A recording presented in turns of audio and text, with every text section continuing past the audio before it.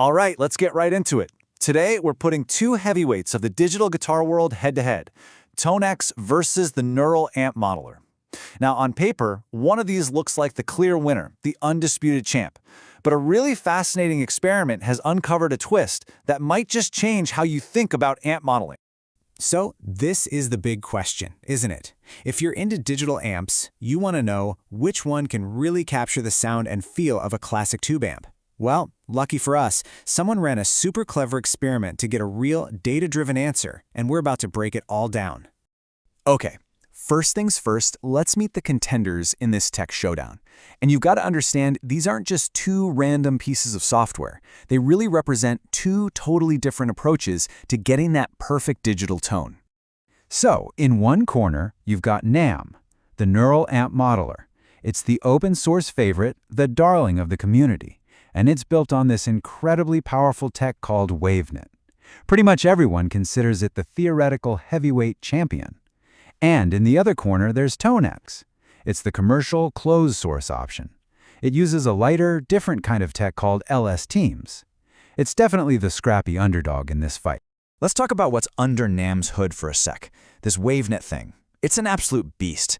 Think of a super deep neural network with just layers upon layers of complexity. It is famously powerful, but man, it is also famously power hungry. It's basically considered the gold standard for creating audio, which is why, on paper, you'd put all your money on NAM winning. But you know how it goes, right? What looks good on paper doesn't always win in the real world. So, to find out what's really going on, the author of this experiment set up an incredibly fair apples-to-apples comparison to see which one is actually more accurate. And that right there is the big challenge. ToneX is a closed box, you know? It's commercial software, so you can't just pop the hood and see how it works.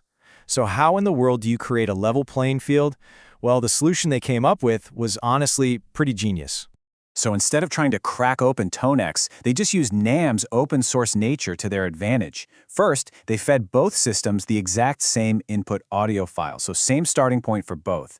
Then, they matched up the number of training cycles. They're called epochs. Think of it like reps at the gym. And finally, the moment of truth. They ran what's called a null test on the results from both to scientifically measure which one got closer to the original. Simple, elegant, and totally fair. Oh, and here's the real kicker. The test was actually tilted a bit in NAM's favor. It got to run for 400 training epochs, while ToneX only did 263. So the heavyweight champ was given extra time in the gym before the fight. Definitely keep that in mind as we look at the results. So, the stage was set, the test was run, and the results? Well, let's just say they were not what anybody was expecting. Okay, really quick, here's what a null test is. Basically, you take two audio files, invert one of them, and play them at the same time. If they're perfectly identical, they cancel each other out and you get complete silence. So the goal is to get as close to silence as you can. That means a lower, more negative number is better. Lower is better. Got it? And here it is, the raw data right from the tests. I know, it looks like a bunch of numbers, but just focus on one line with me. Over on the left, for NAM, find where it says subtraction. You see that value? It's negative 38.05 dB. Now look at the same line on the right for ToneX. Its value is negative 41.29 dB. And we just learned that a more negative number is better, so you can already see who won. This chart makes it even clearer. Now, it might look like the ToneX bar is higher, but remember, we're in negative numbers, so lower is better. NAM clocked in at negative 38.05 dB, but ToneX went even further down, scoring an impressive negative 41.29 dB. That's a huge difference. It means its output was way quieter, which means it was a much more accurate capture of the original sound. So, the takeaway here is just undeniable. Despite having the simpler tech and even getting fewer training rounds, ToneX produced a more accurate result.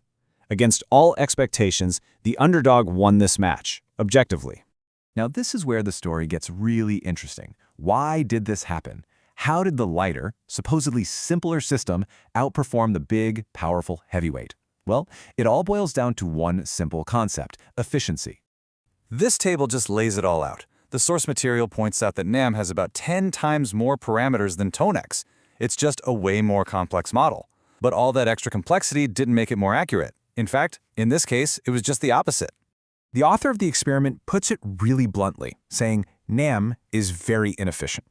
All that incredible computational power baked into the WaveNet architecture, it just wasn't being used effectively for this specific job. Here's a great way to think about it. Imagine NAM is a Formula One car. It's super sophisticated, incredibly powerful, a marvel of engineering.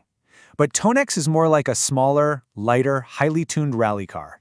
And on this particular racetrack, the F1 car's complexity was actually a disadvantage, while the rally car's lean efficiency allowed it to just zip right by and win the race. So what does this surprise victory mean for the future of digital amps? Well, this one test has some pretty fascinating implications for where all this tech could be heading. For ToneX, this shows it has a ton of untapped potential. I mean, its current performance is actually a compromise. It's designed to be light enough so you can train models on your own computer. The author speculates that if a future version moves to powerful cloud-based training, well, that could unlock even crazier levels of accuracy and maybe set a whole new industry standard. And that really brings us to the core lesson of this whole thing. We always assumed that more complex technology, more power, more parameters automatically equals a better result. But this experiment is a perfect reminder that that's not always true. Smart, efficient design can absolutely beat brute force. So I'll leave you with this final thought, and it applies to way more than just guitar amps. In a world that's obsessed with bigger, faster, and more complex tech, are we sometimes overlooking the power of simple, elegant, and efficient design? Definitely something to think about. Thanks for joining me.